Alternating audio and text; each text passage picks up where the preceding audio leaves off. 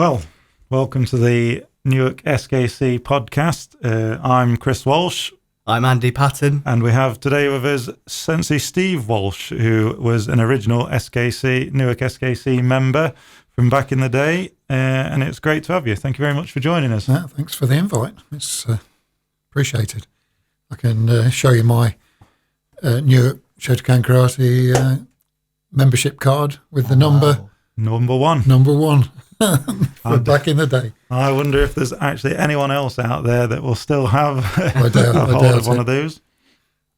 Well, really, we just need to get down to it. And what got you into karate? Yeah, well, back very early 70s. Always had an interest in martial art, and then the boom started. There was a TV program on called Kung Fu with David Carradine, who was a Shaolin monk and travelled the land. Oh, grasshopper. Yeah. right in the wrongs of all the things. And really took my attention and really sort of interested me in martial art. And then the Bruce Lee boom started, and everybody, karate was a big, big thing.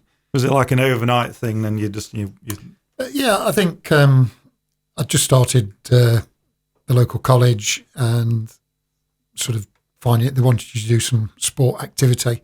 They got a judo class in there, which I thought, well, that's good. That looks good. That's martial art.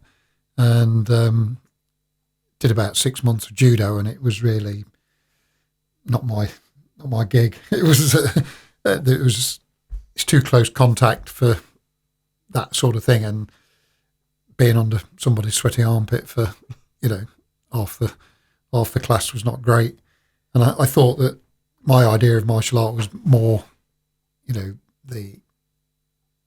first point of defence or whatever. Judo is very much a hand. They've already got hold of you by then. Yeah.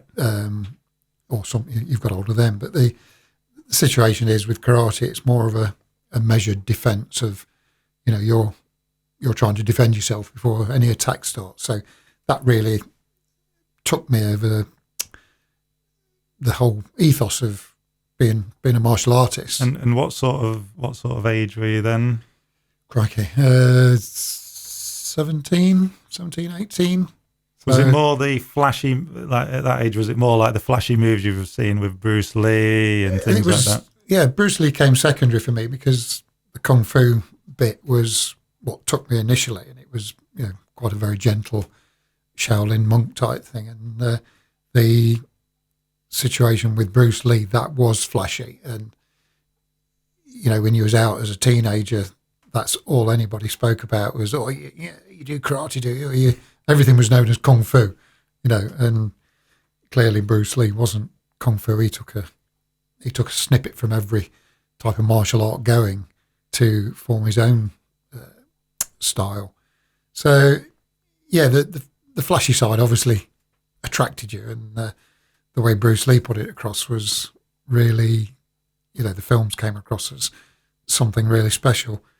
And it was, having chosen not to carry on with judo, it was a case of let's try and find a karate club. And there was two in Newark. There's Wateroo, which was, I think, done at the old Barbie Road School. Right. Where we are.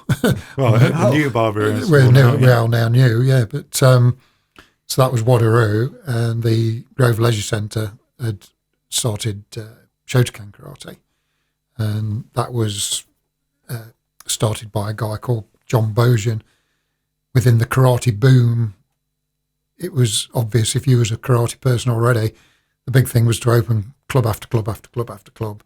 And it was just a booming time, and I think he ran something like, or he opened, I'll say he ran, he opened something, in excess of 20 or 30 clubs in and around South Yorkshire, Newark. So John Bosian was the chief instructor at that time. He was the black belt, so you looked at him as the big boy. But what he did was he started these clubs and then pretty much got grades in and then left it to your own devices. So he disappeared quite quickly. But he did have a colleague called Pete Dent, who was a brown belt, and a real absolute bruiser. He worked in the scrap yards and things like that of Rotherham or Sheffield, and we saw him much more often than John Bojan. From there, was he a brown belt first Q? He was a first Q, yeah. So he hadn't got his black belt, and as far as my contact with him in those early days, he never did go for his black belt. But he was he was very much the old style of, just bash them up, bruise them up. Karate, it was, the harder you could block and the more bruises you got, they were like badges. So, especially from back in the day, harder, faster, stronger, right? Yeah, absolutely. And it quickly became that we were left to our own devices. So you'd sometimes have the highest grade. It was accepted knowledge that the highest grade took the class. So if you turned up and there was a yellow belt there, the yellow belt was taking the class. And then gradually people progressed and different members came in. And one of the most regular guys we had was a guy called Colin Brett from Lincoln. And he had done various styles, and he was a Shotokan. He might have been SKI, I think, which was Shotokan International. And he was a hard guy. One of his specialities was just when he started to kumite, do the fighting side, he would just sit everybody down and go through the line, and you'd have to fight. He'd fight every one of them, and it was. Oh, wow. And he didn't lose many fights. Let's put it that way. It was a real hard case. And then, so was it mainly adults training back then? Did they have kids in the class? Pretty much all adults, and then children started to come along later. I think that was certainly when I started. It was primarily teenagers and older. So when you first walked through the door, so how many members, did they have? Then I would say there must have been, my first experience of the class, there must have been 40 members easily. Mm-hmm. And that was a regular occurrence. You'd turn up and there was just 3 or 4 lines of students all being taught. Was that mainly men or women because of the karate boom? Was it mainly men? Yeah, no, there was, heavily on the man side. There were women, not so many at that early stage. So it was very male dominated. I mean, you see it better now, obviously, being represented with women, but it's still, I would say, heavily male dominated karate. But it is getting a lot better. I have a story for probably later on about Andy's dad,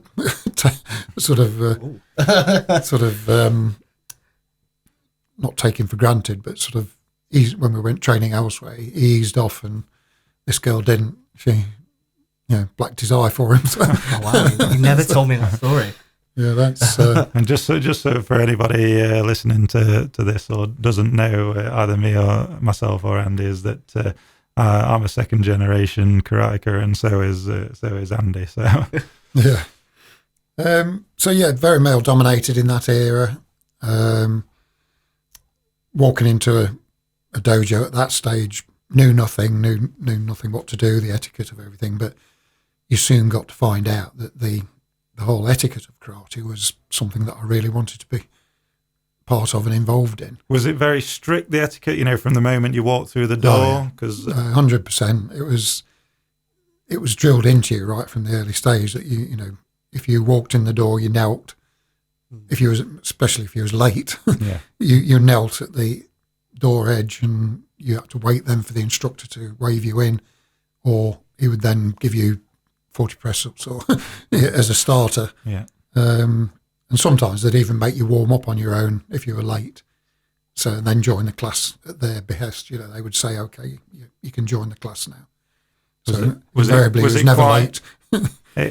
I must admit, it's something that I've noticed even within the club now, that sometimes the etiquette does tend to take a little bit of a backseat. One, it could just be like time-wise with classes and things, but the etiquette for myself is definitely a big part of the karate. And the first grading, you thought the etiquette was strong at the club, my first grading, which we had to travel to Barnsley to take part in, all Q grades. That was a big sort of must easily 150, 200 people at a grading. And just lines, and the discipline there was absolutely so strict. It was shockingly strict sometimes. yeah, Okay. it's the same. I think sometimes if students go to courses and they've never experienced that, you can have It can be quite off-putting. It can scare some and people away. Yeah. a simple instruction of create 3 lines. Yes. And suddenly, Gets chaotic. even grown adults can't make 3 straight lines. No. Yeah. Start at your highest grade and work down, and still with 3 or 4 straight lines, and it becomes so difficult. But you said like the first grading you went to was in Barnsley. Was like obviously nowadays you'd be grading maybe 2-3 times a year at your own dojo. Yeah. Obviously back then, I guess no grading examiners. No, it was very centralised. You travel. You only had to go to. We were told where to go. Basically, it was never going to get a grading examiner to come to the club. So, and I think that's what maximised probably their money as well. The Japanese, as they first came over and started doing this. So yeah, Barnsley was your point of reference to go to for gradings. And in the early days, we didn't know. Certainly, I didn't know what association I was affiliated to. It was just karate. It was just never really spoken about. And people mentioned SKI and KUGB, Karate Union of Great Britain, didn't come into it until probably 3 or 4 gradings later. So I knew there was got to know that there was a sensei in Nottingham, Sensei Asano, and he ran the SKI karate in Nottingham, which I think Aidan Trimble was one of his students back in the day. I think. But the situation there was that Asano took me for the first 3 grades, so from 9th, 8th, 7th, and then on the 8th, when we went back for the next grade, 6Q, it was Kawazoe who became our sort of point of contact as KUGB at that stage. We thought, as with JKA though, yeah, there was that connection. Absolutely. JKA was running they were the sort of people filtering down, because Sensei Noida, chief instructor of the UK, he was the KUG appointed and JKA appointed person for the UK, for the whole of the UK. Yeah.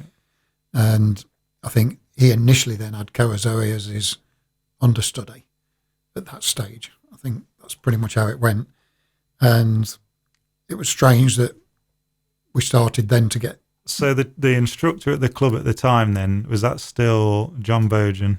When John Bojan left, he handed it over to Alan Bainbridge, who now resides in Australia. He just wanted to sign the club over to somebody because he'd lost interest or he'd got other clubs elsewhere. So he assigned it over to Alan, and Alan and I started at the same time, basically. We were within months of each other. And at this time, you're both like brown belts? Yeah, I think we were probably purple or brown belts when he handed the club over financially, and Alan took over all the running of the club and organising the sort of gradings and things like that. And it became a little bit more regimented, it was organised properly instead of word of mouth, hearsay, there's a grading in Barnsley. We knew when the gradings were actually going to take place. But it was still Barnsley right up to my first Q. And it was still confused who we were associated or affiliated to, because my first Q was with Sensei Kanazawa, who was SKI. Right. He was the chief instructor of SKI. So very interlinked then. Yeah. But and I think at some point there must have been I'm not so hot on the politics of how it all happened, but at that point I was told that my grade didn't stand because it was Kanazawa and he wasn't part of the KUGB. So maybe we were led down the wrong path, by certain areas, thinking that we were KUGB or SKI, and I think it became much more regimented after that. No, that's where we are, and from first Q, we then progressed through KUGB all the way. Yeah. Okay. So, what was it like grading under Kawazoe Sensei? Kawazoe, absolutely. He is probably one of the most flexible and very charismatic sensei. Put it across, spoke pretty good English, so he got the message across very well. Technically, a technician of sublime technique. He was supple. He was one of these guys that, a bit like Fran Brennan of the day now, could hold his foot up at at your neck level for 10 minutes while he's talking to you. So, very talented, very very good instructor, and I've got various stamps of Kawazoe in my license right through to second Q, and then Kanazawa took the first Q grading, but then that had to be oversigned by an Oida sensei to make me progress further to black belt. So was obviously Kawazoe Sensei was a regular grading examiner. Yeah, back he then. was. I think he was then there, the Barnsley's club who were organising all the gradings. He was there like official grading examiner through that number of years. Yeah, quite a muddled it was, yeah. muddled history in those early days. It was, and we were young and very immature of knowing what associations meant. What was the difference between the associations, and why couldn't we train there and train there? And I think it then became clear that the Karate Union of Great Britain was at that stage then possibly the biggest organisation in the country. So you wanted to belong, and with the chief instructor being an Oida sensei, you wanted to be part of the best. So what? With no disrespect to Kawazoe or Sano, that was it. Just seemed too fractured, all the rest of it. Where KUGB had much more structure, sort of stability. Yeah, stability, structure. Yeah, you'd know exactly where you stood then. Right. Okay. Just to go back to Kawazoe, what was it like training under him? Did he come in with a theme, or was it just basics, kata, kumite? Very, very basics, very kata orientated. Combination training was key. But like quite a lot of instructors, for doing pre-grading classes, he wanted you to work on kata. That was his passion, I think. And his basic stuff was always fantastic. I think technique, everything about the Japanese is technique. But I think the way he brought it across and brought it to the class, he didn't come across hard. He didn't shout. It was very measured, very, very soft in his speaking. But that's what he wanted, so that's what he tried to do. And Alan Bainbridge formed a fantastic relationship with him over the years. I believe they're still keeping contact. Yeah, I'm sure they do. Yeah. But but when you got your first Q and you'd had that, you said that Sensei Inoue rubber stamped that basically over because you'd obviously graded the first Q of Kanazawa. You wanted obviously to go for your Shodan. Yeah. Sensei Inoue rubber stamped your first Q. So how old were you, or what sort of year was it when you went for your Shodan? 77 I took my first Q, and after that it was 1980 when I took Shodan. Yeah. And whereabouts did you take Shodan?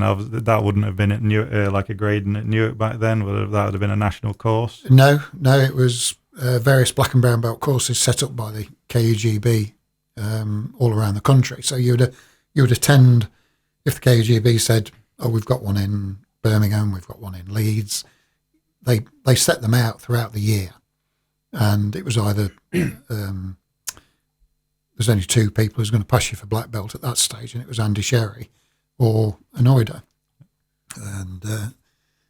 And so the Shodan grading back then, how hard would you? What was it like? Yeah, what was it like back then? Yeah, it was. I imagine nerves galore, doing Shodan. Yeah, well, yes, because when you turned up for the pre-grading and the training beforehand, you'd usually have probably most of the England squad there as well, because black and brown belt courses were few and far between. So to get the best training, you would get all the top students turning up. And the training beforehand, there'd be quite a bit of kumite involved and fighting. And if you've got most of the England squad there, they're knocking lumps out of it. So it was you were like fodder. But can you remember any of the basics that you had to, like some of the key on you had to do? Oh yeah, for the grading. I think that followed the syllabus followed right through for quite a number of years. Again, into your lines, maybe 3-4 people in a line doing basics, and you'd be doing your combination punches straight away, and then was it quite I mean, like nowadays with Newark being with the JK, that was one of the things I noticed coming from KUGB to then to being JK. It was very not long combinations, quite, I would say now the grading's very, especially Shodan grading, showing good basic technique, maybe maybe maximum of 4 techniques, of what they're asking you to do. There was your basic punches, blocking, then kicking, usually kicking combinations of sort.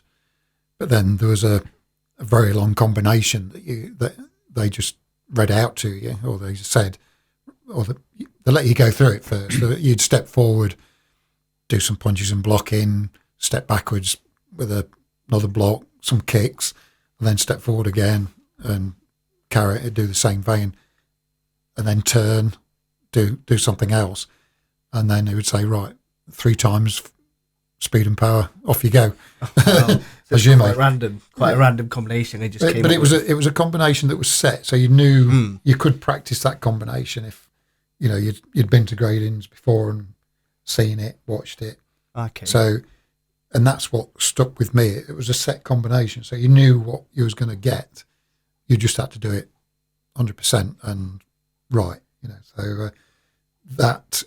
Was it followed? So generally, was it followed by the Kion then, and then did you do Kumite then Kata, or was it Kumite then Kata? Kumite then Kata. So you'd do the basics, the Kion side. You do like semi-free sparring, and then Kumite, and then Kata after. You finish in Kata. So going for Shodan, what kata did you do for your Shodan? Basai Dai for Shodan. Great kata. And that was almost the go-to kata for so many students. And if you saw students choosing Gion or something else, you go, what are they doing? But it was the sort of done thing to. Just everybody was. Everybody did Basai Dai. It was, I don't know. We're all sheep. But I took that with Andy Sherry. And did you pass Shodan first time? No. I took Shodan 3 times, I think, before I passed. And did they give you were they pretty good with giving you feedback each time? Yeah. Andy Sherry was quite good. He would sort of put marks on the card. Well, you never saw the card once he'd put it on.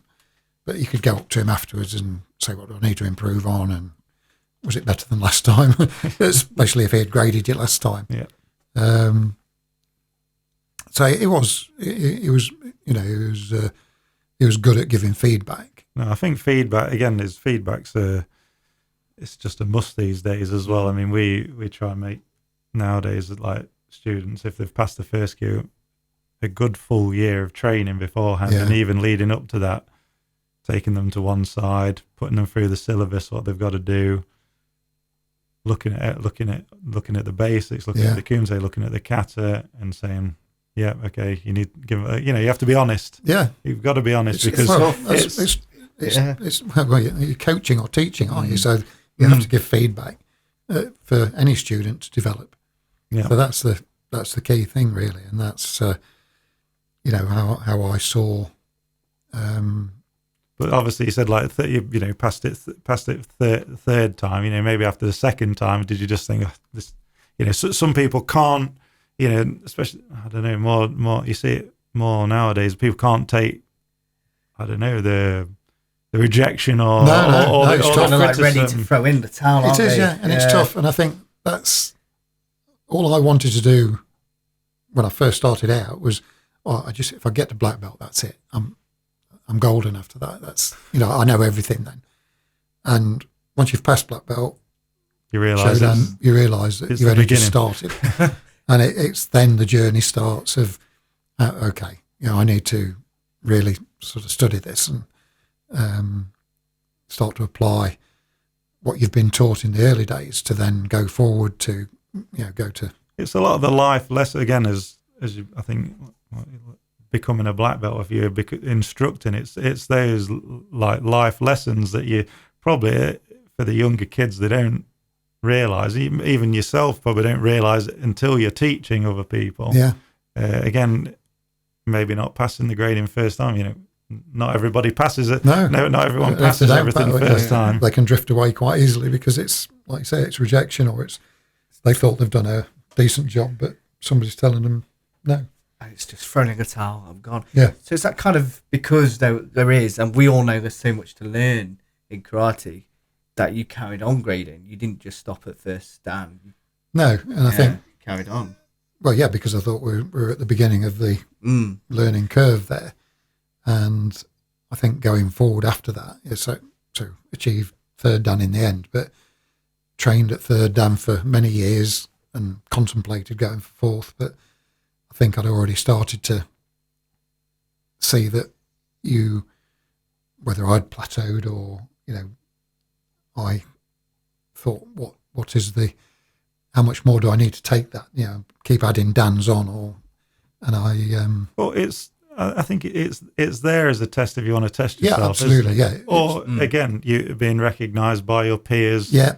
I thought while I was running the club, I had to keep pushing myself forward so I could keep sort of coming back with new ideas and encouraging the students that were going for first dan and second dan. And as I remember from, like, being, again, when I was younger, coming through and seeing yourself and the other higher grades, that usually the instructor would be the high. So you couldn't have had a student that, again, I don't know if this was just something that was told to us, but it was certainly assumed that the instructor or chief instructor of the club must be the highest grade there. Yeah. If anybody else wanted to move up, the instructor had to move up. Yeah. And then they could go. Yeah. And I think that's where, going back to the early days when it was, well, whoever was the highest grade of the day took the class, you know, and what did they know really at yellow belts? But yeah, I mean, if there was no one else on offer back then, like, you just had to.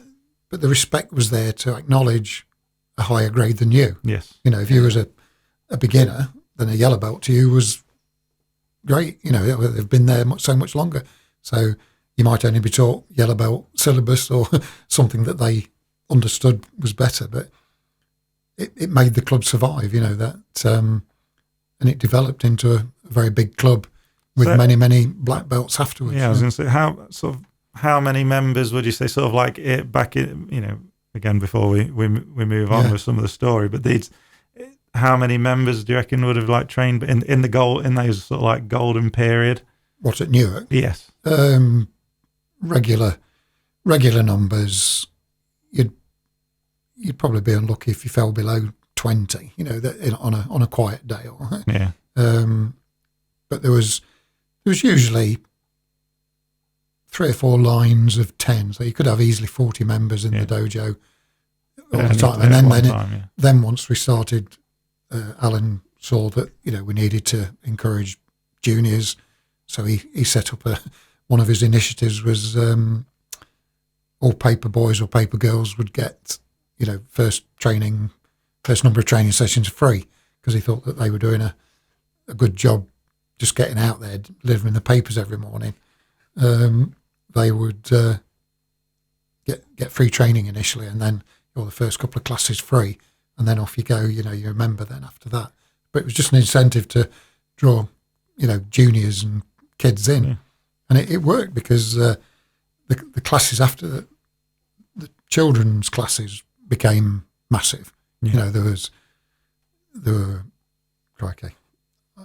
There must have been 50 or 60 kids all wanted training or wanted to do karate. It was massive. It's kind of like a queue out the door. Yeah. Oh, wow.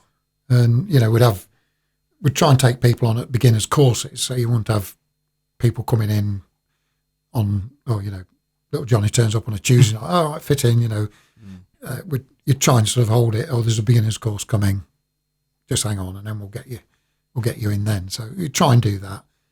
Sometimes, if a slightly older child came who was a bit more. What sort of age group did Newark accept kids into the club sort of at that time?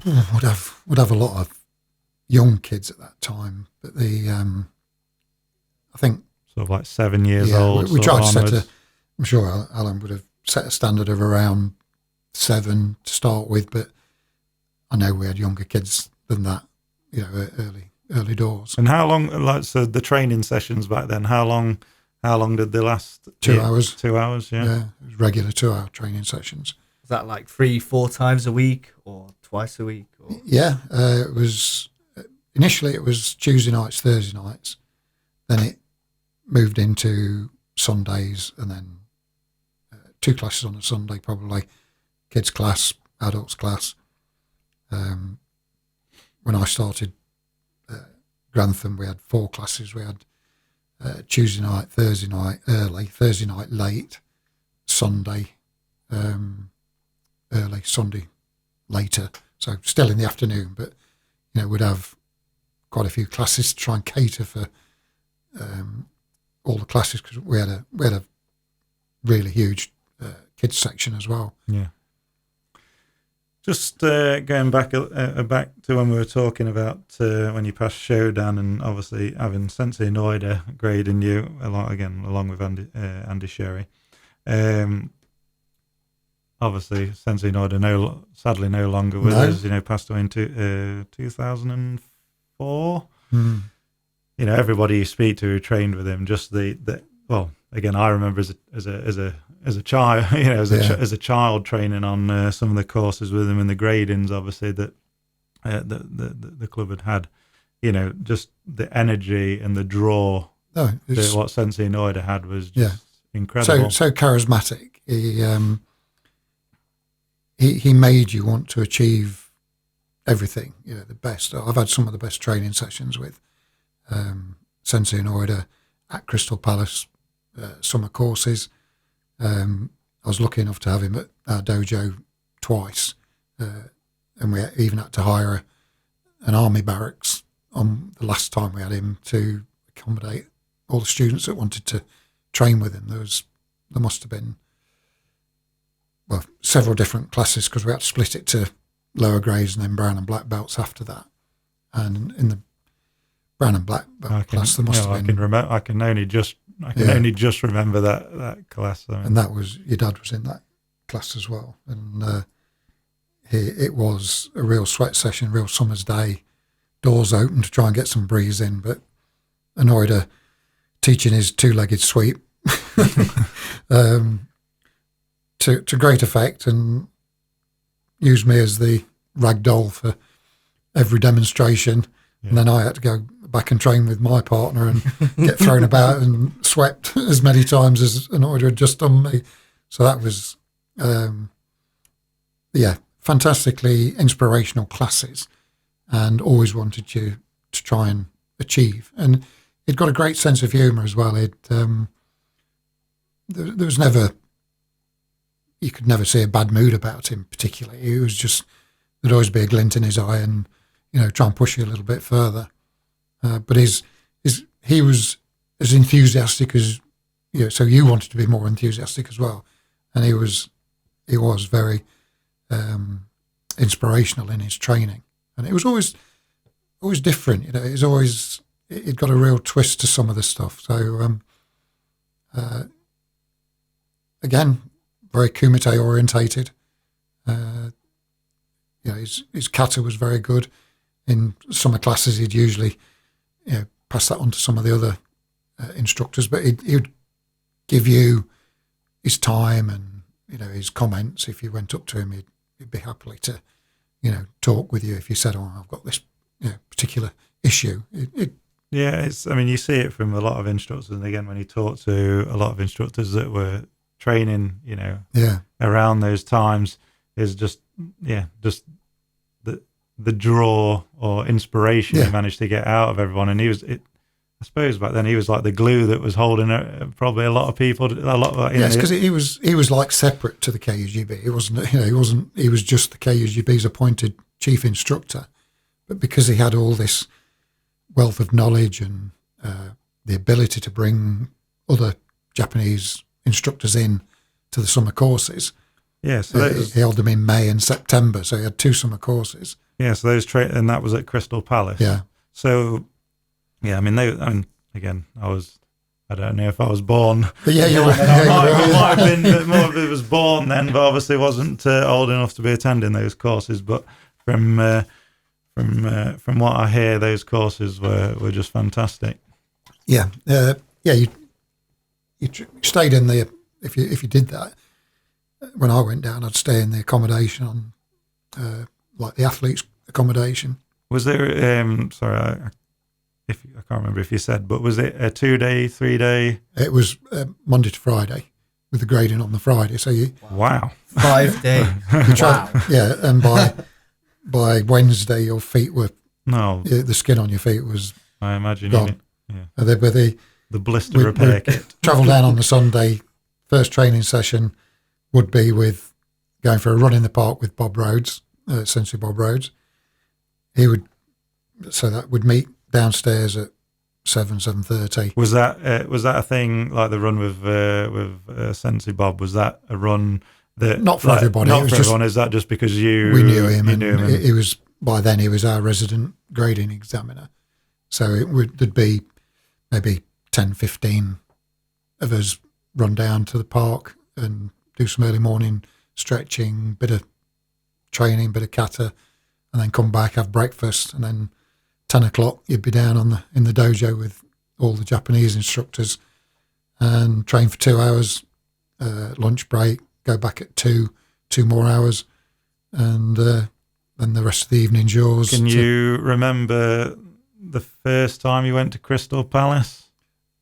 As a competitor or as a trainer? Well, at one of the courses that was being put on. Yeah, my first time to Crystal Palace was going down to the national championships to watch and try and get a fight because we didn't have a team. We didn't have a big enough club or squad of people for a team. But my liaisons with Nottingham Trent Karate was that a couple of lads says, "Oh, pop down with us. We might be able to fill in as reserves or other teams." You could do that back then. You can't do it now. You have to be affiliated to that club. But I remember running from mat to mat to try and, do you need any, do you need an extra man or do you need a reserve? But that was sort of the very first time I went down to Crystal Palace. Then the very first time I went to one of the training courses. Can you remember the instructor lineup of the 5-day training? 5-day training. Well, Tanaka was always a very common. He was always on the May course. Shirai.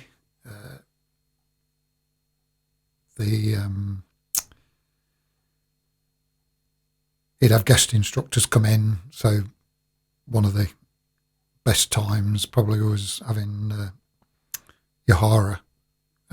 He was probably the big draw one year. Not the first year I went, but probably the third year I went. Sensei Yahara was there, and he was probably the most inspirational instructor I've trained under. Yeah, I mean, most of the things I've ever read about, and obviously spoke to people who trained with Yahara back, Yeah. Again, back then, I've not spoken to many people that trained with him now, but obviously back then, everyone was saying just phenomenal. It was, and it is, crikey, just the speed of movement, the strength of movement, the techniques he had. It was, I've trained with many, many Japanese, many English instructors, and he's probably left me with the thought that he could kill you. That was just by his technique and his attitude, and there's just that sort of side to him that he was very, very good instructor, very charismatic. But there was, I know when you see his kumite on YouTube, or obviously it's the only thing we've got to go on now, but when you see some of his kumite, well, even now you can still move lightning fast, but it doesn't seem like he moved with such a ferociousness. He had this sort of bad boy image of karate because they thought he was Yakuza or something like that, but whether that was myth or... I think it was he runs a company that he had where he was providing security or something like that for against trying to protect people from that type of thing. From what I'd read. But so at these training courses, was it when obviously Sensei Nakayama? Yeah, that was probably the middle year. I went that Nakayama it was like I'm sure it was like a celebration of so many years of. It was like an anniversary of something, and Nakayama came over and took one of the classes, and that was to be part of that was fantastic. That must have just been incredible. He was the chief instructor of the JKA and obviously direct head honcho. direct student of Finikoshi Gichin. Absolutely. Sensei Inoida below that. Below him. So that must have just been incredible. I mean, was Crystal Palace packed? Oh yeah, they came from all over the world. There was South Africans, Egyptians. There was you name whatever nationality they were there. So it was, and like back in when you say line up, how many lines were we talking at Crystal Palace? Lines after lines after lines. Your 10 o'clock session was for all grades, and your 2 o'clock session was then split up into, okay, brown and black belts go up there, or even brown belts stay there, but all black belt and above go to that sensei, and that sensei will take you on a much more sort of in-depth session, and you'd have 6th and 7th dans. I remember it's Schmidt from South Africa, Malcolm Schmidt. Stan Schmidt. Stan Schmidt. He was 6th dan at the time, and he wasn't just the only one. There was others around, and people came from Norway, Finland, Denmark, just all over Europe, Turkey. There was a guy we saw there regularly from Turkey if we went there each year. And then Friday. It must have been like going to these courses year on year. Again, I think that's the one thing with karate is just that thing of belonging. And again, it is. And I think that's to see that number of people there and all have the same interests and same thing, and just to get not individual but dedicated training for different groups of belts and grades, and then all leading towards what you went there for originally was to attend the Friday course. So you'd turn up on 10 o'clock on a Friday, and it'd be even more mobbed. There'd be even more people turn up because it was grading day, and they could grade without even attending the previous 4 days. So Friday was pre-grading, Yeah. and then everybody'd be put through the ringer Friday morning, and then Friday afternoon was grading. So if you're it must have taken hours. yeah, it did. It would still be going on at sort of 6 at night.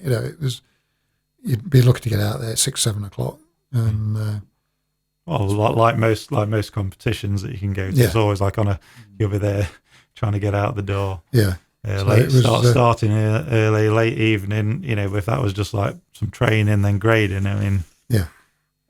Anyone wanting to grade for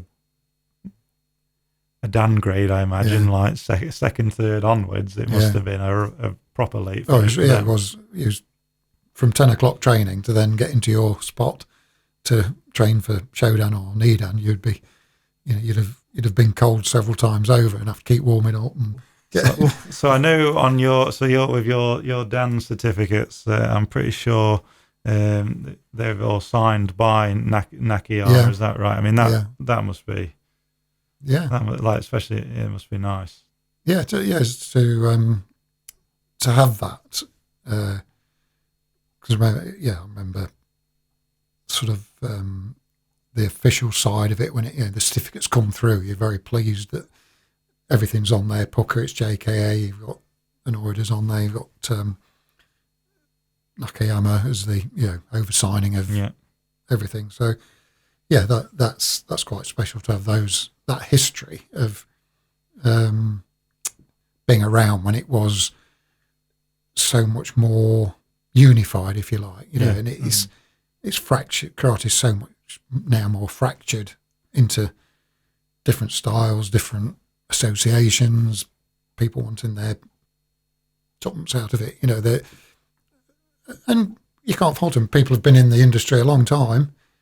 Why shouldn't they try and make money at it? Because there's only a set ceiling that the KGB or any other association, JK even, the JK even can only let so many people come up to a certain level, while ever the chief instructor's still alive. So it's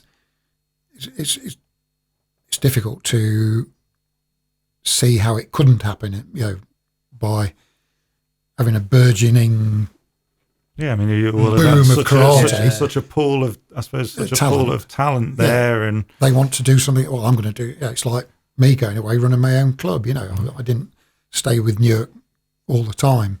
Well, that brings us up. Just before we go there, because you mentioned different styles. So at the beginning, was it kind of a choice, Shotokan, Wadaroo? And if so, what made you go for Shotokan over Wadaroo? I think it's probably more luck than anything. It was. It seemed more appropriate to go to a leisure centre to find a club than go to a school hall. I don't know why that is, but it just seemed to have more. To be fair, for a lot of clubs these days, it's the school. Well, it's the school halls, it's the community halls that I think make it viable. I think the leisure centre was the first port of call for me, and then it was only afterwards I found that there was a Wadaroo club and later on a Shukakai club. So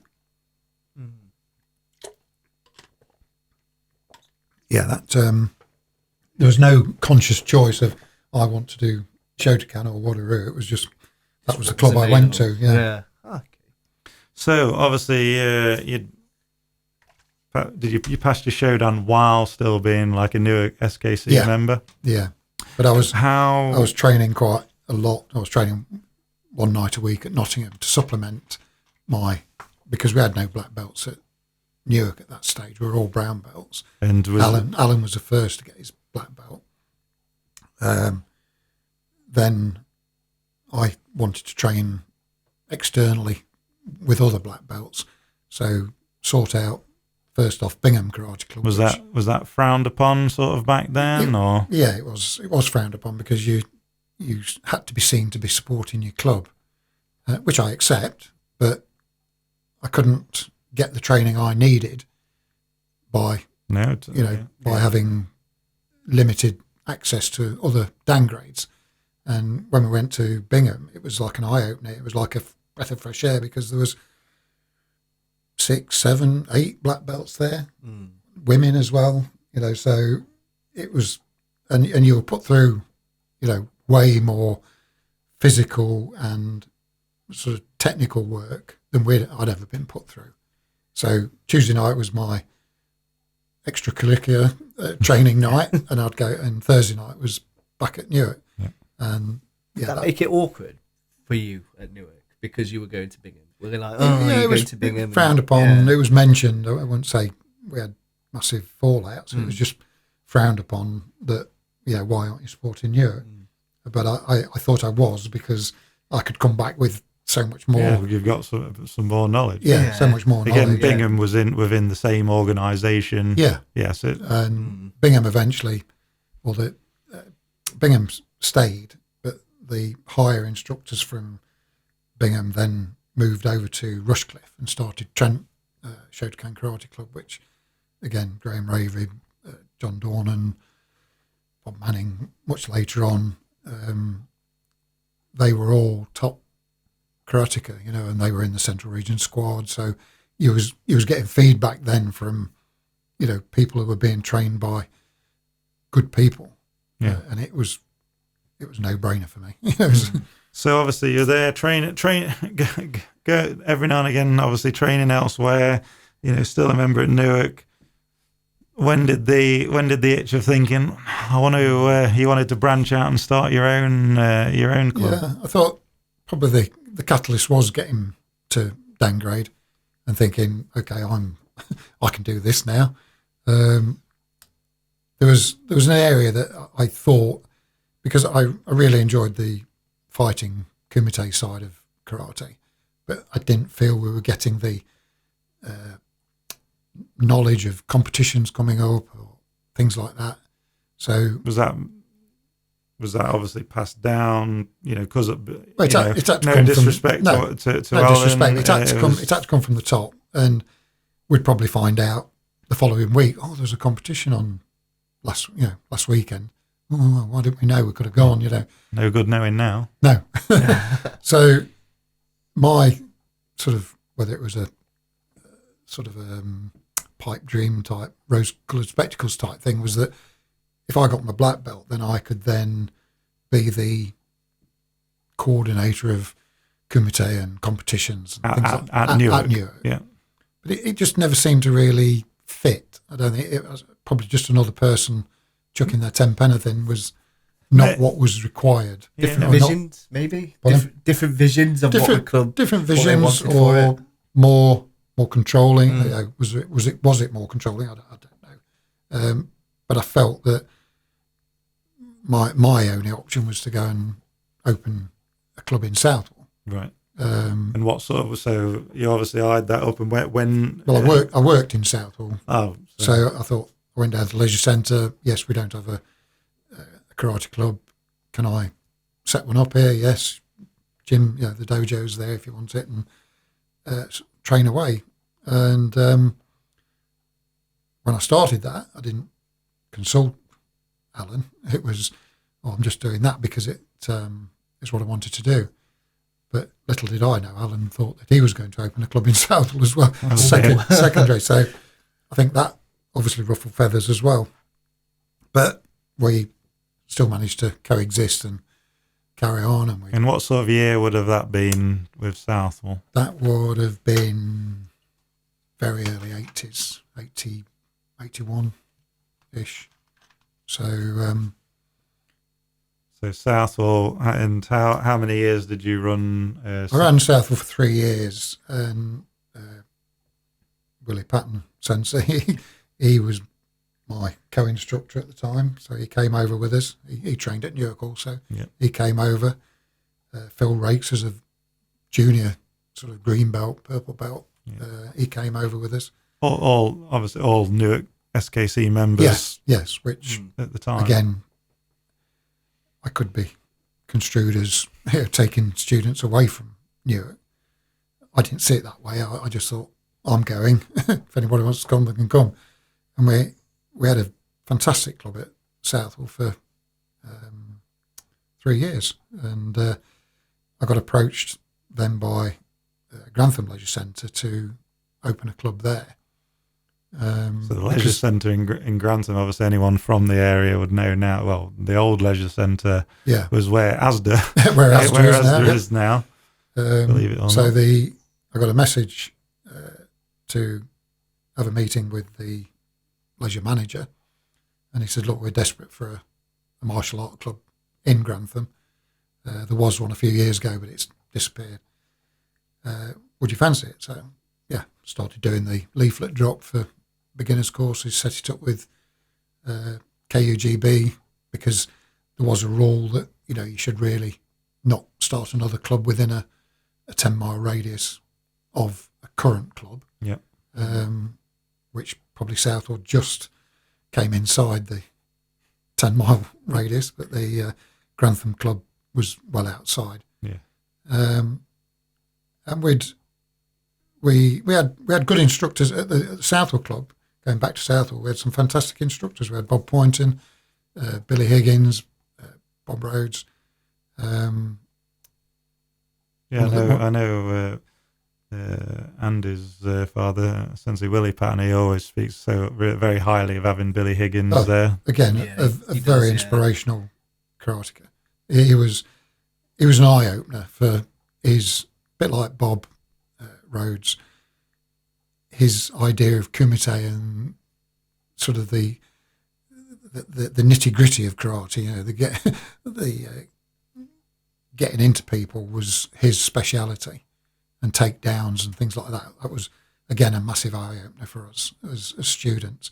And one of the big things was having Terry O'Neill sensei come straight after his Hollywood sessions with Arnold Schwarzenegger in the Conan movies, Conan the Barbarian.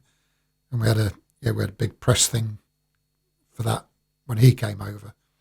And again, he was... We've still got some pictures. Yeah, we've got some pictures. Sensei Terry O'Neill sort of gracefully holding his... Probably my windpipe. Just dinting my windpipe while the photograph's being taken. As the cameraman said, "Oh, I missed that. Could you do it again?" well, I'm absolutely trembling, thinking, "No, it was good the last time." So obviously, starting Grantham, did you still keep quite close links with Newark? At that stage, no, because the club then Southwold passed on to Willie Patton. Sensei, he took that over on behalf. I just asked him. I says, "Look, I can't run two clubs. You run that now, and I'll concentrate on Grantham." This is all the while still actually working. Yeah. Not doing karate full time or professionally. It was a hobby. And Grantham just exploded. It was tremendous. I never expected quite such a response from doing a leaflet drop to... at its height, what would you have said Grantham, like at its height, membership-wise? Membership-wise, we must have had probably 80 members easily, and... Later on, I think we had, when we introduced the kids into it as well, we must have had 40 or 50 children and maybe 40, 50 adults.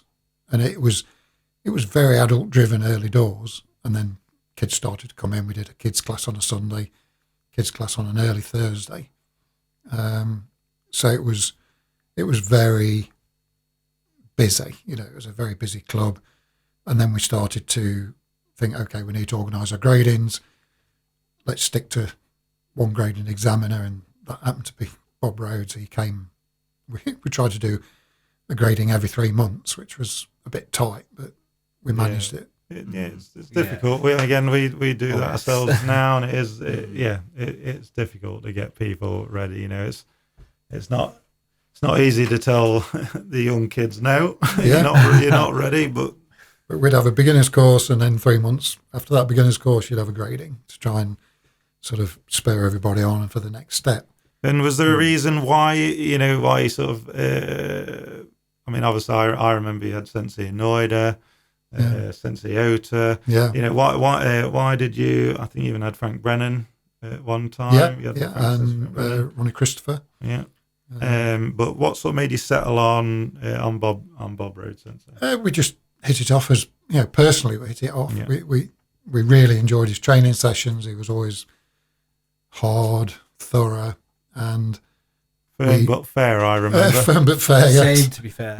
Yeah, and we seem to just hit it off personally we hit it off, and the I think there's that continuity as well. We got other instructors in. He wasn't the only instructor we had, and like we said, we got an order in twice. Ota came one time, so that was. I feel very proud that we had as many, good instructors as we did. Yeah, no, I mean, even as a child coming up through Grantham, I mean, you look back now and think training with Sensei in order, how lucky you were. Yeah, training with Sensei Ota as well, how lucky you were with all these instructors. Yeah, and the KGB saw that we were a big club, and even one year held the Central Region Championships there. So, which was a real feather in the cap. We never had anything to do with it particularly, but it was centralised. It was central to the area, good facilities. Good, at that stage, the gym was, all the dojos we could use. The big hall was fantastic facilities, and we'd got other halls we could use as well, because Central Regions then was a big concern. It's a big. I mean, I can remember there as a young lad. I mean, you just couldn't move. Yeah, it was massive. And sort of successes with Grantham in competition, like how. I'm again bragging, but nobody wanted to fight us. we had a strong fighting element, and we came. It was nearly always the bridesmaids in Central Regions. Nationally, we never really did a fantastic amount, but we always held our own. Phil got to the last sort of... So Sensei Phil Rakes, yeah. Sensei Phil Rakes got to the last 16 of the Nationals individual kumite, and back then, how many? I mean, it's you say like the last 16, but I mean, you're talking in like thousands. Thousands of. Well, probably not thousands, but certainly hundreds. And he got through to the last 16 to the seeded competition, because the last 8 of last year's competition was then seeded, and unlucky for Phil, he met Frank Brannan in the last 16. To go through to the last 8, but he held his own and put a good show on. But unfortunately, he'd been waiting all day, he'd fought all day, and then Frank comes in fresh. He's bound to do quite well. He's been national champion so many times over, but Phil put a real good show on. But it fought all day, all the way through from 9 o'clock in the morning. And then met Frank at about 4:30 in the afternoon, while he's fresh as a daisy. So that was quite unfair. But Central Regions, we always did very well. We had so many third places, second places. And one of the big things I always think of is that I can't remember what year it was now, but we beat Benson from Birmingham in the... And they were obviously strong competitors as massive. well. They were big competitors. And we beat them in the March to go through to the final in the Centrals. And they won the Nationals in the April.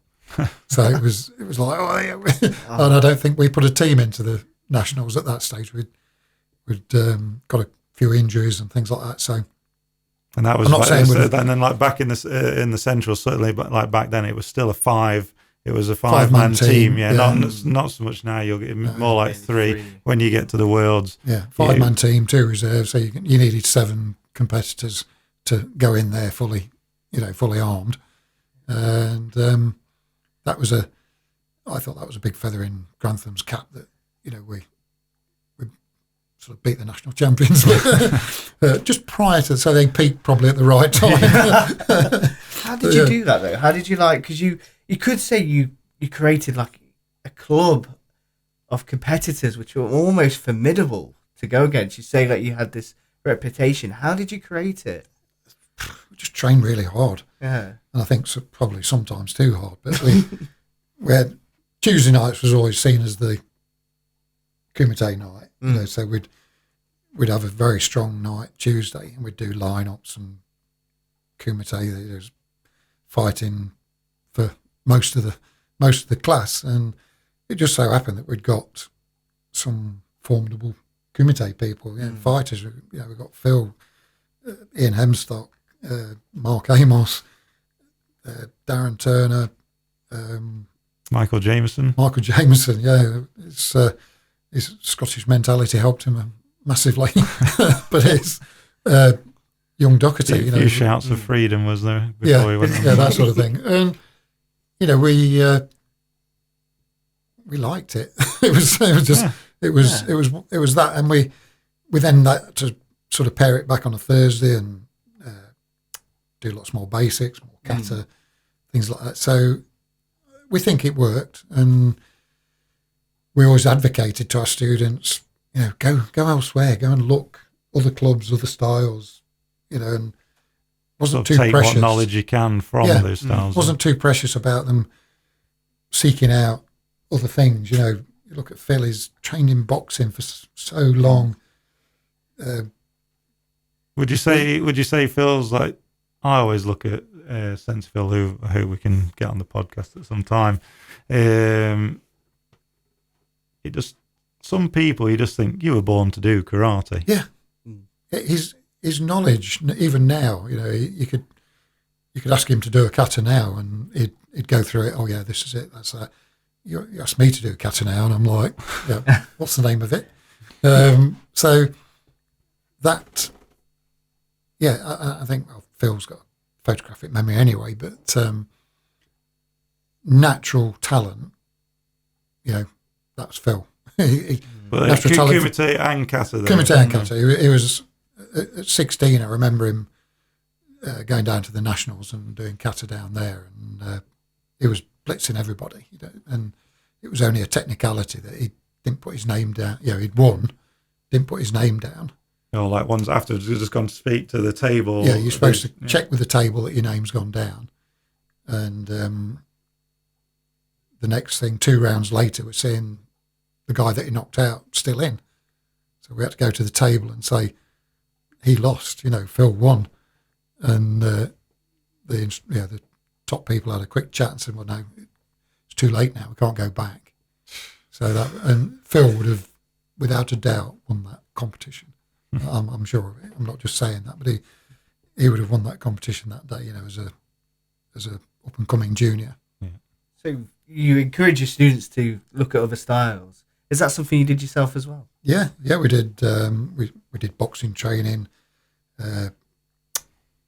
Small circle jiu-jitsu was something that really sort of much later on, came into an area of pressure points, grappling, things like that. So that was like an add-on that we were still training hard at karate, but we took a bit of a swerve ball down there to think, well, that's quite good. Yeah, we could add that on. Like, let's try this, see where this goes. We weren't moving away from our association. We were just exploring. You know, if that can improve us as individuals, then fine. You know, we're not looking to move association. We're just wanting to make us as individuals and our club better and better equipped as an individual. You know, as a fighting person, as a competitor. Yeah. Favoring skills. Yeah, and it's okay. You're not going to use jiu-jitsu in a karate competition, but overall, in your own personal feeling of why do you do karate? You do it to potentially defend yourself at the last resort, and the more little bits and pieces you know and have in your armory, all the better. You know. Obviously, touching on still like competing and everything. I know you trained with I believe it was the Nova Centurions. Was that in Nottingham? Yeah, that was Aidan Trimble was the world champion. Was that the mixed styles? Mixed style world champion, and Nottingham County Council, whatever. They were quite impressed by that. He went to them and they said to him, "Okay, on behalf of us, we will sponsor you to create a karate squad. I think that was Aidan's plan. And he created the Nova Centurions setup, and every mixed style, no matter what style, you could just turn up and train. That was at the Meadows,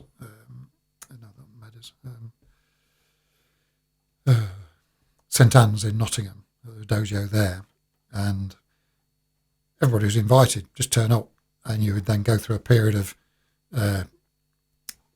fairly hard training sessions. Well, you must have encountered some interesting techniques and styles, obviously, that sort of training. There was Chukakai, Shotokan, SKI, Wadaru. There was every style, every style within a radius of Nottinghamshire came and so with those, would they then pick a squad to fight other mixed styles? It was all directed to trying to pick the best squad you'd got, and luckily I got into that squad, and we set up a tournament against Scotland. So as a mixed English squad, I was on. That must have been a proud moment, though. Yeah, it was fantastic. I really enjoyed that whole competitive element because it was local. You could go to it. You could get to the training sessions probably once a month, and go through this whole selection process, and then get chosen for the national side to then compete against Scotland at the time. Dare I say, how did you get on? I had an honourable draw. I didn't lose and didn't win, so honourable draw, and I think overall the team won throughout. But very, very pleasing, and very hard training. It was everybody wanted to be in it, so it was a tough squad. You had to stand out. Yeah. Did you find did you feel like Kumite came natural to you, or did you feel like it was something that you really had to sort of work on? Because you see it a lot. I think I'm a shy person in real terms. Probably a shy extrovert. I don't know, but it's hidden in there. But I think I always, going back to before I started karate, I was a big, tall, lanky, ginger person, so I was going to get picked on. I was going to get bullied, So I wanted to try and mitigate that, and probably karate was my, shield of steel to think, well, I now won't be bullied again. But never experienced stuff that needed to. No, you've got some of it. I think it's you've a confidence, got there, and it's again you're teaching the kids to be confident. It's the one reason why we have even now the kids train in classes with adults. One, because they can learn to speak to adults, like comfortably, be comfortable, and I think because it's everybody's different, but Kumite doesn't always come natural. Some you come across some students, some kids that just get it. Yeah, they'll just get it straight away. And then other ones, it's that process of again, especially leading up to going for the showdown, of like trying to get it slowly trying to get it out of them and getting the confidence. You'll have kids come through won't speak to you. Yeah, I think I got the competitive element of Kumite where you thought, okay, it's me or him, and I knew I was tall, rangy, gangly, got a beard at that time, so probably looked a little bit intimidating. Some say like Chuck Norris. Sort of, yeah. Some people have said that. Don't know why, but yeah, thanks for the question.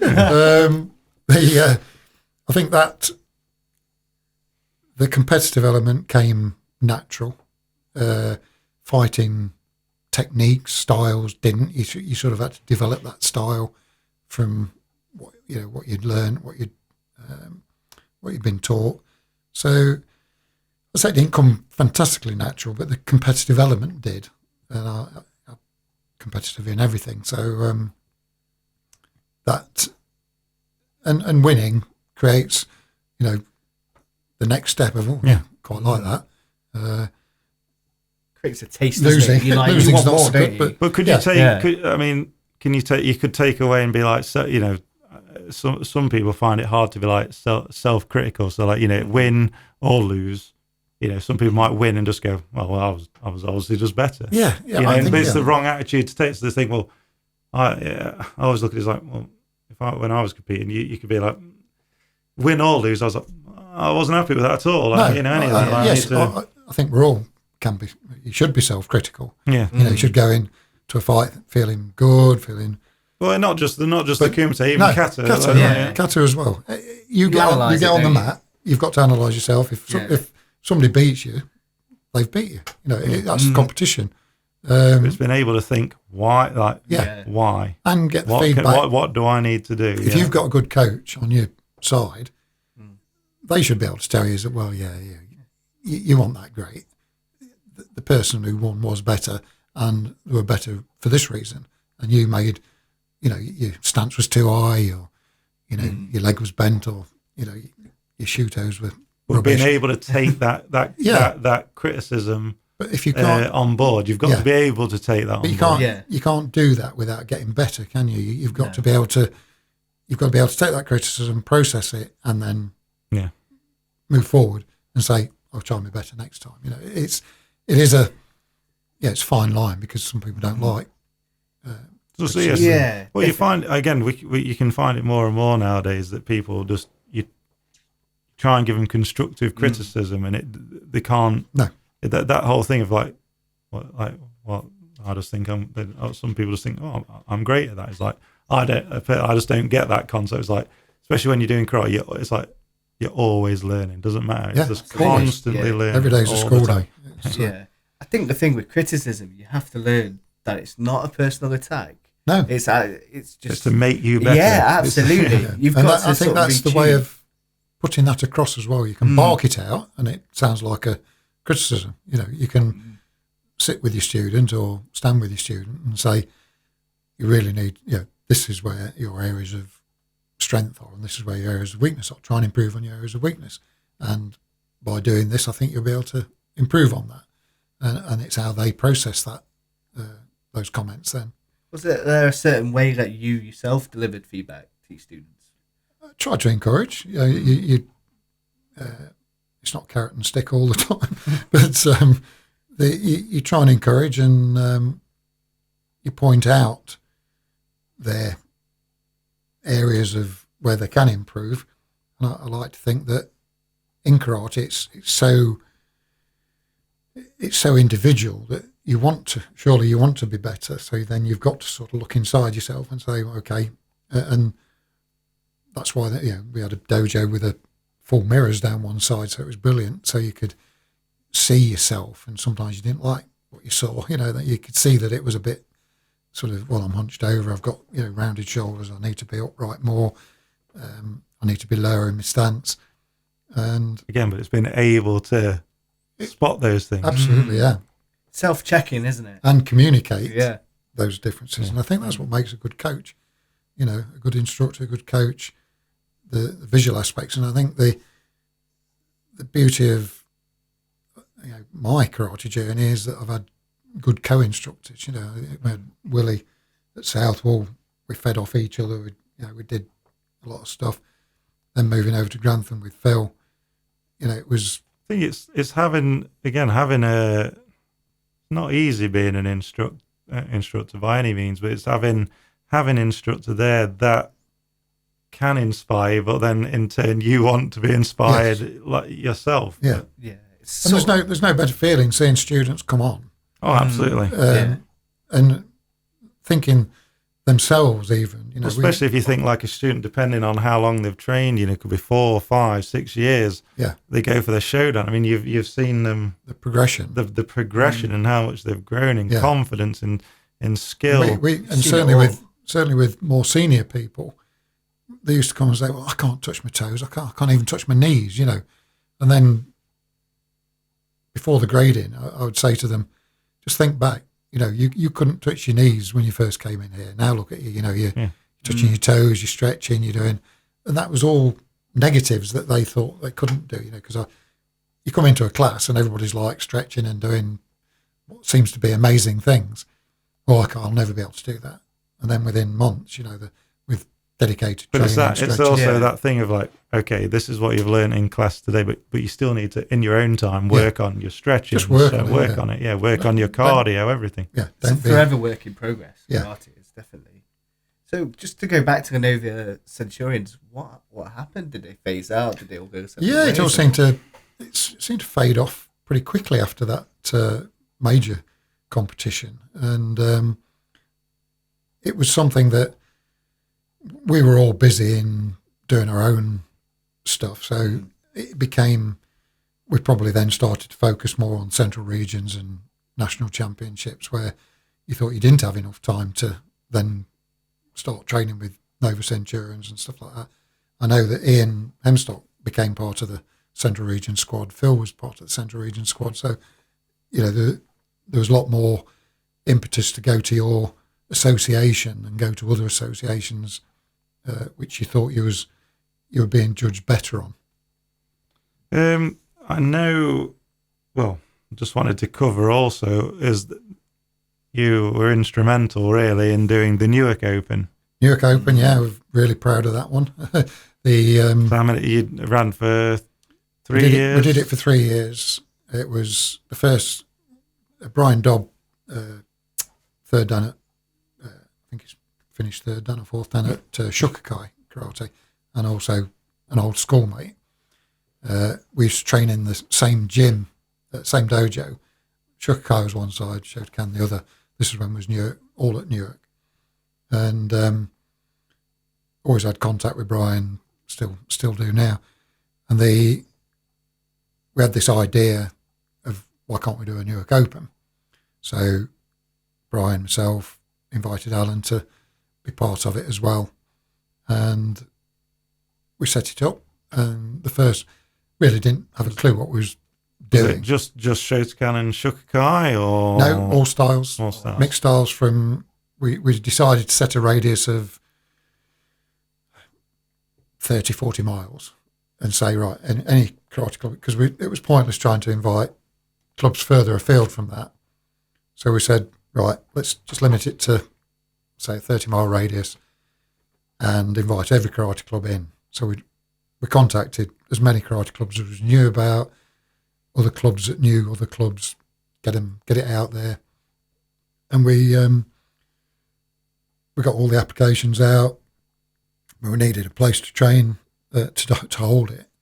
And the first year it was Holy Trinity School, and it was a tiny, tiny gym. It was totally inappropriate for the numbers we received for competitors. I suppose were you expecting sort of big numbers? Or? Well, we just thought it might be 20 people, something like that, just different clubs, different people coming. It totally overwhelmed us, and you've got to get your officiators, your judges, your timekeepers, medics, St. John's, the lot. And we held it in this tiny gym. And it was like it was gladiatorial. It was like a cauldron, because we were so intense. Everybody was crammed around the outside, people are competing, and it became a bloodbath, basically. It was people were just getting on top of each other, and the emotions were getting up. So where did you move it to? We then moved it to the Grove Leisure Centre, and so much better. We'd got 3 main areas set up for the eliminations. The fourth one, we could actually go into the small dojo. Oh yeah. To put people in there for kata and various other things, and it was just a great success. And we then built on that the following year, and I can't remember how many clubs came now, but we had good sponsorship. We had great trophies. The trophies worth winning, we thought. Because it was. I think you still use the company that we use now. Oh yes, JC. Is it JC? JC Trophies. Yeah. Big shout out for them. We use those, and we thought they were quality trophies, and people wanted to win those trophies. And the New York Open was a great success. And after that third year, I think all of us thought we just struggled to get the timekeeper, not the timekeepers as such, but the judges who worked all day, going through all the things, and you couldn't thank them enough. They're all karate people, Gary Pettit from Lincoln, and Bob Rhodes came and officiated one year, and so many instructors just gave their time. Alan was officiating all day, it was a huge success. We had all the clubs from Nottingham, Grantham, Newark, Lincoln, Spalding, you name it. They were coming from out the sticks from everywhere, and it was good. Yeah, and I think basically created a monster. Basically. We did create a monster, and we discussed running it for a fourth year, and I think we're all getting busier in our private lives, and so we just I couldn't afford any more time into what we was doing. Was training hard, still doing everything else, and we didn't want to. We thought we'd finish on a high. Basically, It was. We didn't think we'd be able to replicate that third year with the level of professionalism that we did it at. I think we can pat ourselves on the back and say that we achieved that sort of level. People were floating away again as that time, so you couldn't rely on the judges to come the following year. Certain people, and again, so it was. That's what sort of made the competition. We had to call it. Was there a particular highlight of the Newark Open you can remember, which stands out to you? Crikey. I don't know, seeing some of the younger, we tried to make it across the board, you could be there as a white belt, and seeing some of the young grades, winning trophies and stuff like that, and being part of it, just actually being brave enough to get on the mat, and that's what it's all about. That's what we tell the students. That's all the time. You just take that just try and overcome the nerves be involved. That was some people win something, some people don't, but the ability to get up there, the courage to get up and take part, that's what probably is a big highlight for me, is that you started that not for the elite. You do it for the whole club. You do it for every member. And yes, you've got the black belts winning trophies and stuff like that, but to do it for every student, so you do it starting at white belt, and that, I think that's what made it very busy. You was catering for every grade. Yeah. So it made it very busy and very difficult to keep control of. But being a chief instructor of a club, working, trying to organise a Newark Open. I mean, not an easy. And trying to progress yourself. Oh yes, So yes, not easy, and I think after that third year, we thought, can we do this again and keep it at that level, or even go to the next level? Probably not. But again, just looking at being a chief instructor of a club, you've started karate, you've worked your way up. You started Savile, started Grantham, competed. What would you say are the positives of being a chief instructor of a club? I think positives are seeing progression in your students, that you're doing something right, or the club is doing something right. And I've always had very good support from everybody, the other grades that have come through.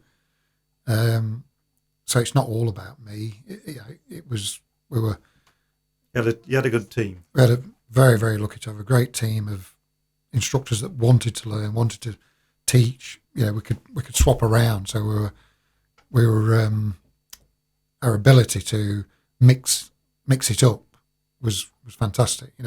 Well, having that support network, again, as like myself and Andy will know, like with instructing, it's having, I think, the days of like just having one, just the chief instructor, if you're doing it professionally and that's how you make your living, that's fair enough. But if you're working, you have a family, just being a chief instructor of the club, and you're the one that answers everything, organises everything. It becomes dictatorial as well, because your way or the pie way, where you all have to have a vision.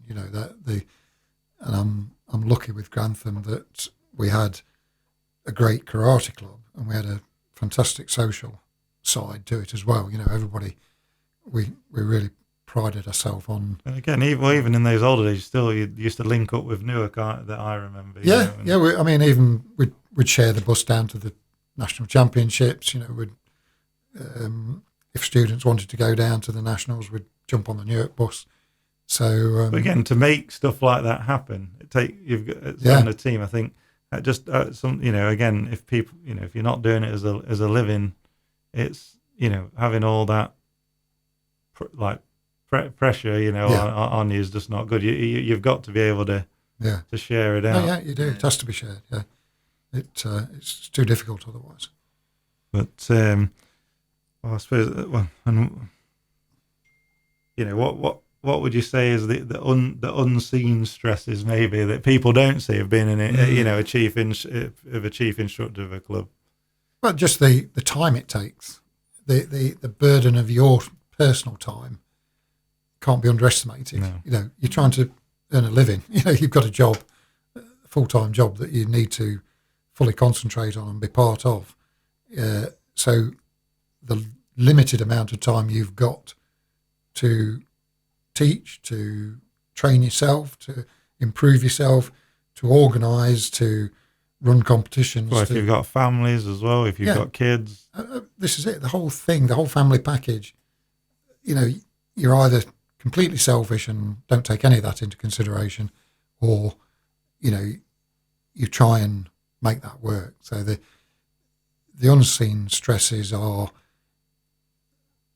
people can probably just rock up and, see you teaching and think, oh, it's just a class. You've got, sometimes I used to, at Crystal Palace, I used to take notes. As soon as I'd finished training, go back to the room and write all the combinations we've done, all the things. So in a dry patch in sort of dark November or December, I could get my notebook out and go, oh, I'll do this class tonight. I'll plan that class this way. And that almost lifted me again. Pressure often a bit.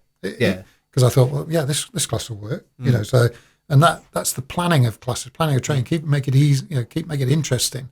You can just rock up and do basic punches all night long. Basic punch block. People go, oh, this is not very interesting. You've got to make it interesting. And that then takes time.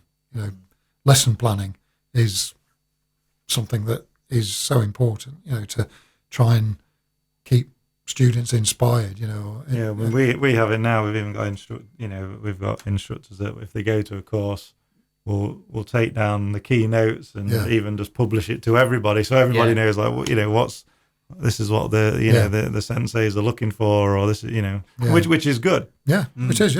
Because if you can't make it to the courses, you won't know, and then maybe you go try. Someone goes to grade and they're like, we don't like that. Yeah. Well, this is not the way we do it anymore. Well, yeah.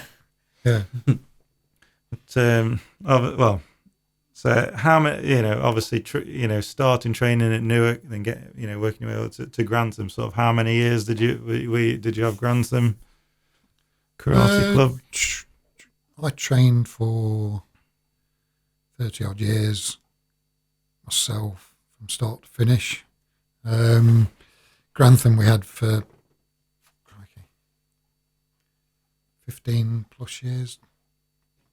Probably, I'd say it was 20 years, but certainly over 15. And then I handed that club over to Tim Bridle and Billy Rawlinson. I was just going to say, well, what led to that? What led to that stage of going? Do you know what? I think teaching's just it's not for me anymore. The aspect of starting beginners courses again, starting from scratch again with every 3 months, trying to roll it over 3 months. I was having a lot of trouble with my knees at that time. And do you put that down to the karate, the knees? I think you have to some degree. It's got to have an impact on your body. It's something I've always, thought about of some of the odd way, the harder, faster, stronger, especially learning what we do now with the JK, like trying to keep it. I think about the stances, you saw with the harder, faster, stronger is like the people just not being able to keep the front knee in, still in the right position, and you're getting we've all progressed and learnt more about physiology and body mechanics. Mechanics. Back in the day, it was, I shudder at the way we used to warm up at a class. We'd get your first instruction was to neck. Bang, bang, bang, bang, your neck, up and down, side to side, round and round. That was your first warm-up without anything. And it was like, as the years went on, what are we doing this for? That's dangerous, some of obviously the older guard in karate. I mean, now I could probably, and you know them as well, but there's the amount of people that've either had to have knee replacements, hip replacements, like you say, that the learning from the body mechanics and this, there's a time for harder, faster, stronger in the techniques and what you're doing. But I think some of it from, again, this is just my take on it. But, especially when you're moving, if the knee is moving, if the window wiper knee is obviously not going to be any good, because down the line, it's not meant to be really going that way.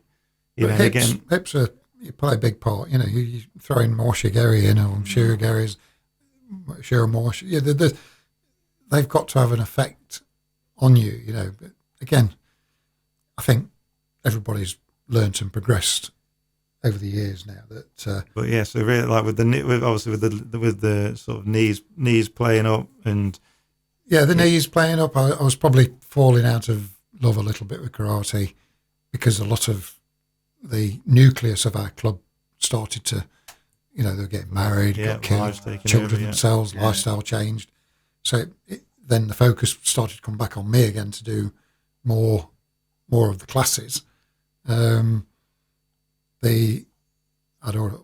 started to dabble in golf as well, so that I wanted to do more of that and sort of doing that and I was, I've still got a family, still trying to do everything else, karate.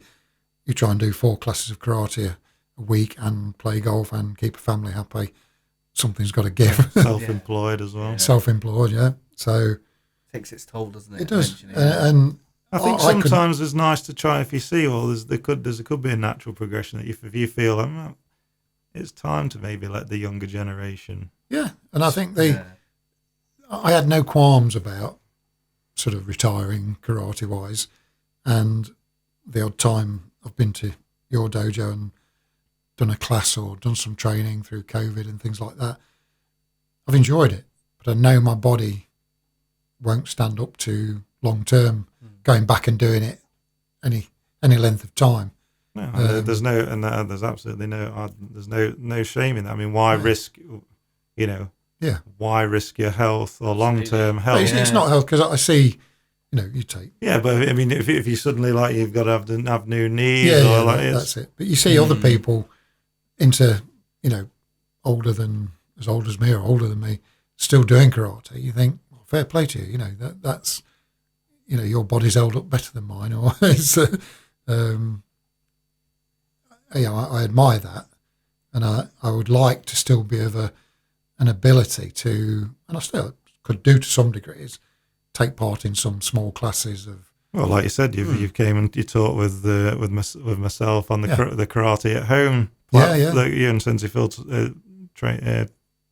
trained along with me in the dojo when we did the karate at home thing during COVID, and you've taught for us, and I think that's good because you've got knowledge and experience there. That's just it's invaluable.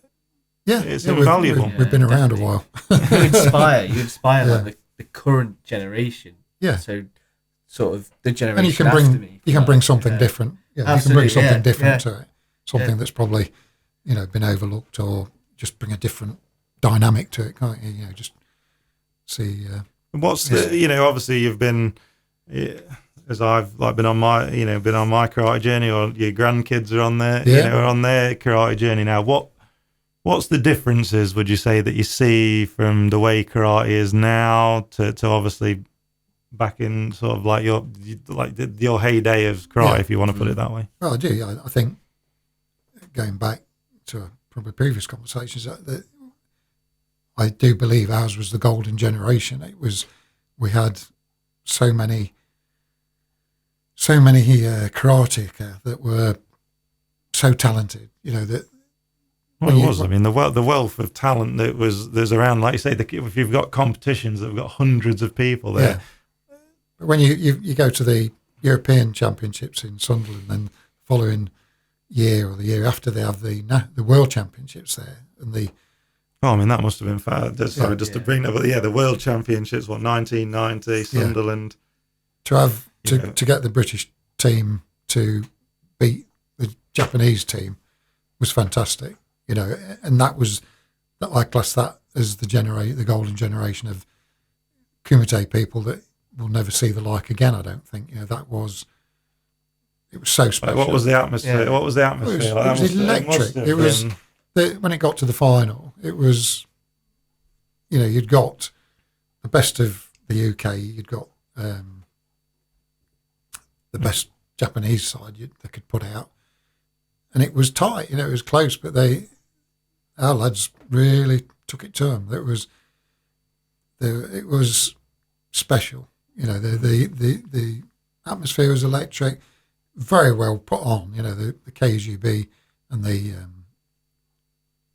bodies that put that World Championship on was phenomenal. It was filled the auditorium. There must have been say over 1,000 people there probably. It was just buzzing, and very professional, very well done. And I think then I look back, I can probably class as an old bugger that's going, it's back in my day, it was the best. I am convinced it was the best. I'm not saying that just out of rose-tinted glasses. No, I mean, I mean, as a child, I grew up going to obviously competitions with you and seeing a lot of this. And even when I've been competing, I mean, don't get me wrong, there is some phenomenal competitors still out there. But but just the level of talent that was all in like one. Yeah, absolutely. Place. That period was where did that talent come from and where has it gone? Yes, you say there are. Obviously, I've not got my finger on the pulse with it all now, but there are still great competitors out there. It's the stories you hear from that generation as well, particularly as an instructor, ex-instructor. Yeah, you've only got to... you hear all the stories, don't you, as you're growing up, and you're like... You've only got to look at some of the, videos of Elwyn Hall fighting, Ronnie Christopher, George Best, Frank. Well, funny you brought up Elwyn Hall. Didn't you fight him like one? I fought Elwyn Hall and Ronnie Christopher and lost to both of them. I must admit, what was it like fighting Elwyn Hall there? Because he's definitely an inspiration of mine for just the sweeps, the takedowns, the ferocity at which he just went at people. The thing that sticks in my mind is his strength, because he pretty much lifted me off the mat and threw me away like an old rag. He's, and I'm not a lightweight, but he all I can imagine or describe him was he was like a snake playing with its prey, because he set me up so easily. My naivety in fighting somebody of his caliber, he just set me up, and then made the move. And was it one of his famous sweeps or anything? No, like it wasn't a sweep. It was either a Shiramawash or Mosh. I can't remember now. But he just fainted, then bang. And but one of the tussle before that, the tussle I had with him, his strength was incredible. He just sort of picked me up and threw me out the area. I thought, that's different. And then I think I was probably a brown belt when I fought Ronnie, and he was up and coming, and we had a good go, but I didn't beat him. So what does the future hold for you now? Oh, crikey. play a bit of golf, just enjoy, enjoy knowing that I've got a son who's followed in my footsteps and achieved way more than I've achieved nationally and internationally. I'm very proud of that, and I'm very proud that I've got 2 grandchildren following in the footsteps as well. Yeah, hopefully we can keep them on the path. Third generation. Yeah, third generation. Yeah, and I think it's like yourself. You know, you went into it at a very young age, whether I sort of press ganged you into it or not. Well, about 6 years old. 6 years of age, and then to go away from it and come back like you did, you know, get up to brown belt. I was about 12 years old, something like that. Yeah. And then to go away and have time out, and then come back into karate, and then so I went with you to when you took your Shodan. So I remember that my dad told me a really good story. I was impressed with that. Yeah, and so it was a good day. You know, then to be asked by the England team to come and train with them. Yeah, that again, that's all good. That's all what I wanted that for myself, and I'm super proud that you've experienced some of that, because it's all boys' own stuff, isn't it? Yeah. It's well, we'll see what the future holds for the grandkids. Eh? Yeah, the club, Newark Shotokan Karate, number 1 ticket. I'm glad it's still going. All these years later, and I've been. Dabbling in. Well, it was a bit dicey, through COVID. I think a lot of clubs, some would have folded. Absolutely. Sure closed the doors. And I think that was a critical. We only came out of it stronger, which was incredible. I think that was a critical time for Newark Shotokan Karate Club, because it needed something to keep the students together and create more students. So, feather off to you for doing the.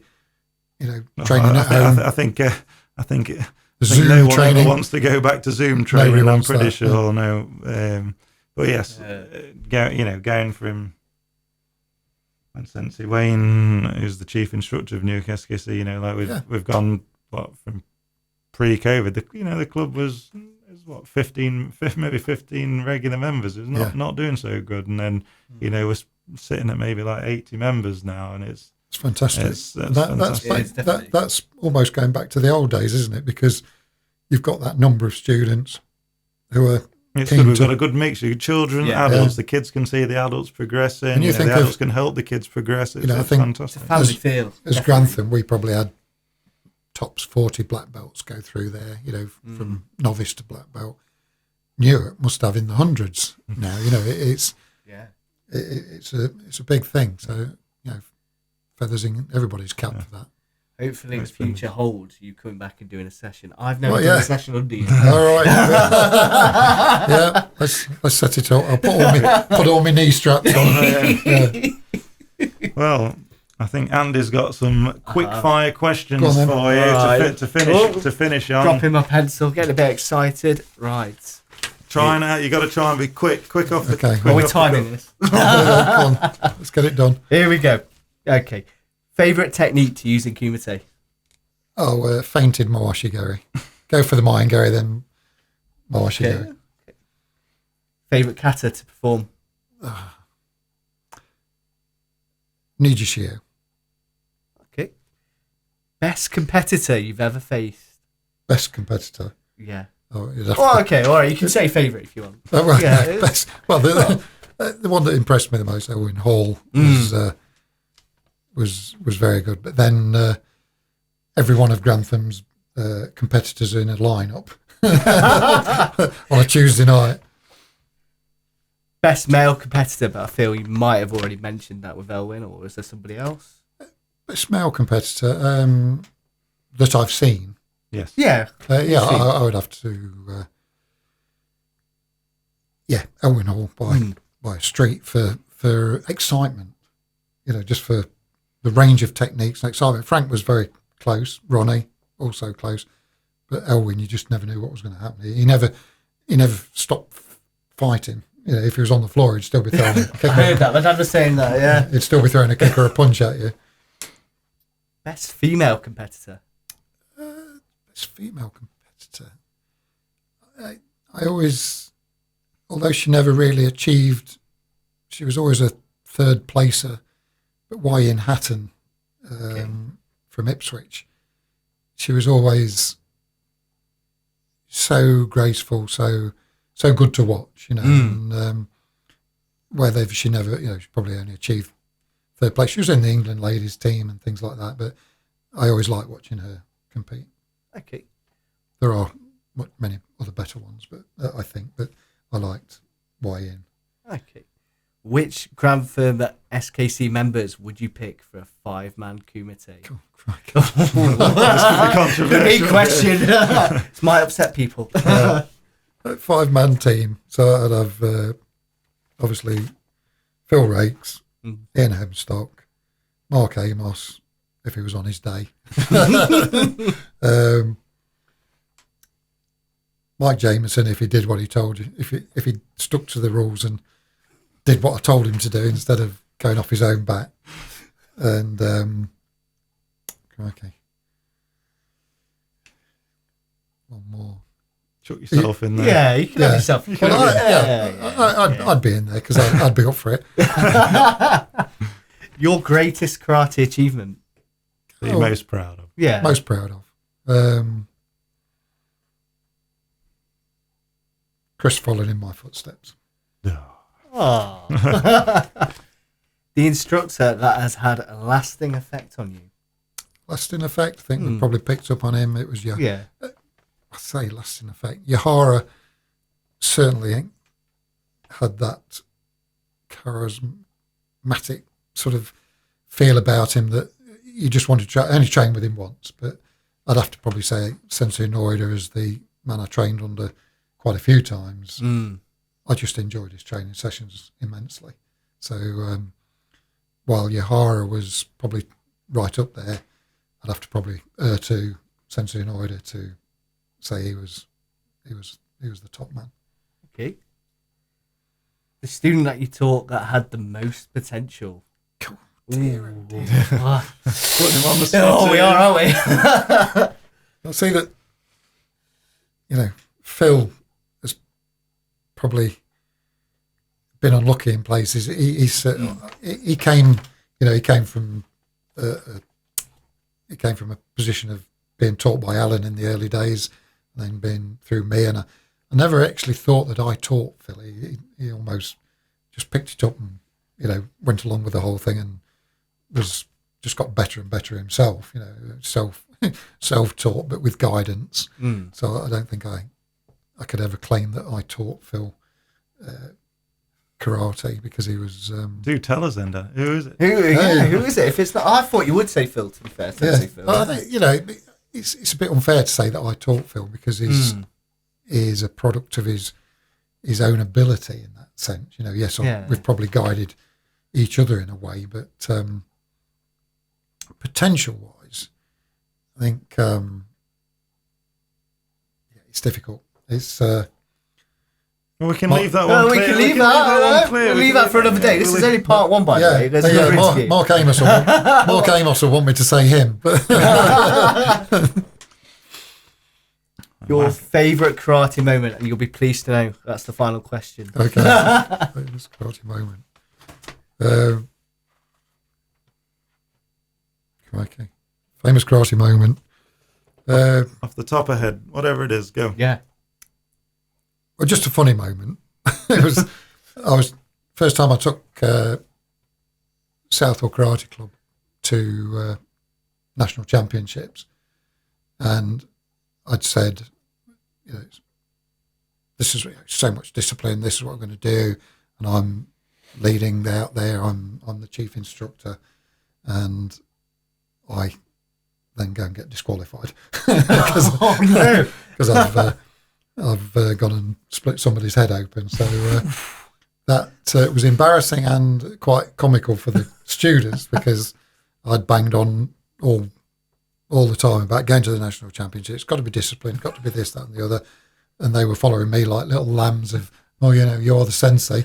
And then I go and get disqualified for being a little overzealous. Was there an aftermath after that? Were they like, "Oh, Sensei's done that. I'm gonna go and do that"? Or, yeah, no, it was one of those things that I said, don't do what I do, do it with more control. So, but yes, just seeing students develop is one of the best things you can do. Absolutely, definitely. Well, thank you very much for coming in to Thanks speak to us, and a lot of fun. Probably overrun the clock by a long time, but no, we'll catch you on the next one. Yeah. Thanks very much. No Thank worries. you. Thanks.